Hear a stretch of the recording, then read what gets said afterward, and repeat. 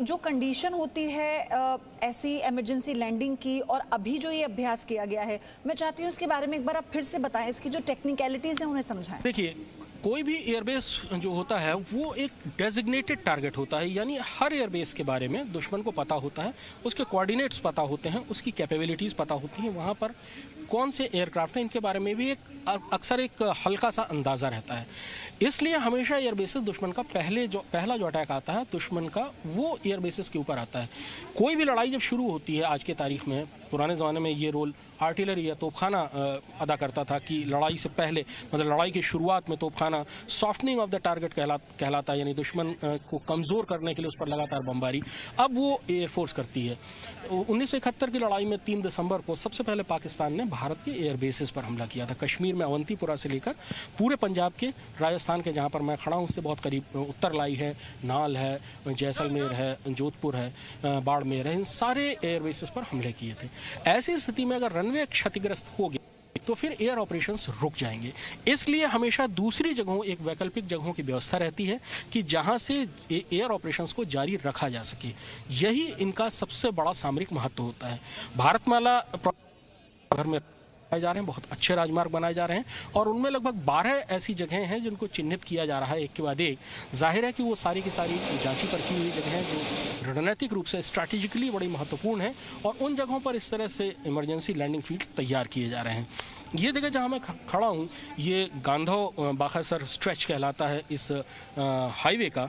बाखासर बिल्कुल भारत पाकिस्तान के बॉर्डर पर एक छोटा सा गांव है। तो ये यहाँ से लगभग 30 किलोमीटर दूर। तो आप अंदाज़ा लगा सकती हैं कि हम लोग इस समय भारत पाकिस्तान की सरहद के कितने करीब खड़े हुए हैं। वहाँ पर जो होता है वो बहुत बड़ा सपोर्ट करता है एयरबेस के तबाह हो जाने की सूरत में, और इसलिए ऐसे लैंडिंग फील्ड्स को तैयार करना और फिर उसके बाद वहाँ पर लैंडिंग की प्रैक्टिस करते रहना, ये बहुत महत्वपूर्ण रहता है। एक और एयरक्राफ्ट इस समय अप्रोच पर आता हुआ नज़र आ रहा है। अब वो एयरक्राफ्ट थोड़ा करीब आएगा तो पता लगेगा कि वो कौन सा एयरक्राफ्ट है। उसका आकार बहुत छोटा है, इसलिए ये तो तय है कि वो कोई फाइटर एयरक्राफ्ट है, लेकिन ये सुखोई है या जगुआर है, ये उसके करीब आने पर उसका आकार दिखने पे नज़र आएगा। फाइटर एयरक्राफ्ट बहुत छोटे होते हैं। ट्रांसपोर्ट एयरक्राफ्ट को उतरने के लिए एक बड़ी जगह, ये स्ट्रेच है, ये 5 किलोमीटर का है लगभग, और 5 किलोमीटर का स्ट्रेच है और 3.5 किलोमीटर का ये लैंडिंग स्पेस है।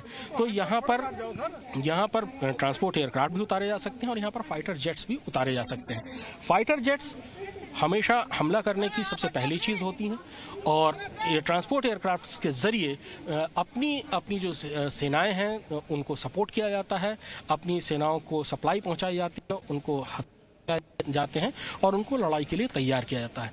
ये अलग अलग ज़रूरत होती है। ये भी सुखोई 30 एयरक्राफ्ट है, सुखोई 30 फाइटर एयरक्राफ्ट है ये, जो कि अब अप्रोच पर आ रहा है और ये टच डाउन करने के लिए पूरी तौर पर तैयार है। सामने सुखोई 30 एयरक्राफ्ट नज़र आ रहा है जो कि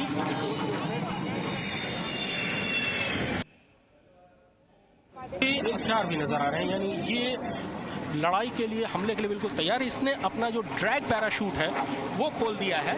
ये एक तरह से एयर ब्रेक्स होते हैं कि किसी एयरक्राफ्ट को लैंड करने के लिए, बहुत छोटी जगह पर अगर उसको लैंड करना है तो लैंड करने के बाद उसके और वो जो ड्रैग शूट है वो एयरक्राफ्ट को रोकते हैं।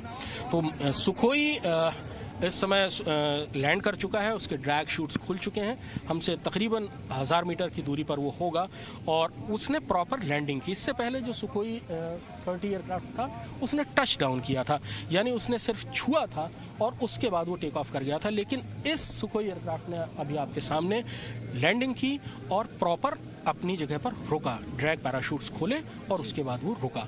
ये एक तरह से आप ये कह सकते हैं कि पूरी लैंडिंग है। इससे पहले जो टच डाउन था वो एक तरह का जेस्चर, सांकेतिक चीज़ है, क्षमता उसमें उतनी ही है।